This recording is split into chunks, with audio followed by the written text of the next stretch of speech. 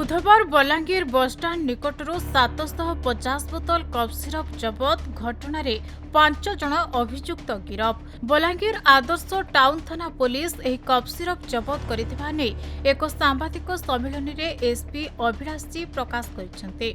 से कहिसेंते जे town police गाड़ी patrolling करुवा बेले बसस्टाण्ड रू एक ब्रेक्सो गाड़ी जोगे बरपाली पड़ाको कफ सिरप चोरा चालाण होउथबा खबर पाइथिले।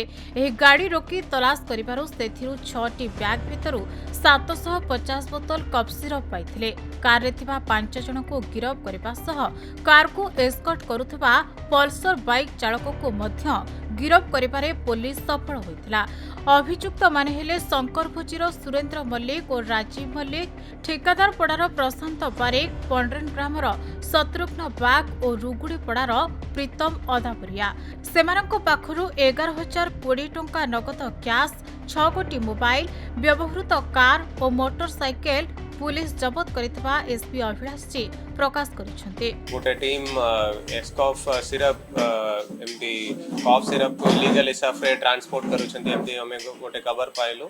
ये बस स्टैंड पाखरे हमारा पुलिस टीम तांको धरिबा पई चेष्टा कलु, तांको चेस करिकी हमारा ट्रैफिक आउटपोस्ट सामना रे तांको धरलु।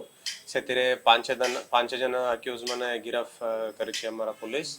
सेतिरे गोटे गाड़ी रे गोटे प्रेक्सो कार रे 750 बॉटल एस्कॉफ सिरप हमें जबत करिछु। ता छाड़ी की से 5 जन को एबे हमें अरेस्ट करिछु एंड सेतिरे 11,000 पाखापाखि कैश भी सीज होइछि। ए जिनस ऊपर हमें केस नंबर 550 टाउन थाना रे एनडीपीएस 21B किंबा 29 सेक्शन रे केस करूछि। एबे सेमानंको हमें कोर्ट फॉरवर्ड करे। बलांगीर गुप्तेश्वर पृष्टि रिपोर्ट, खबर ओडिशा।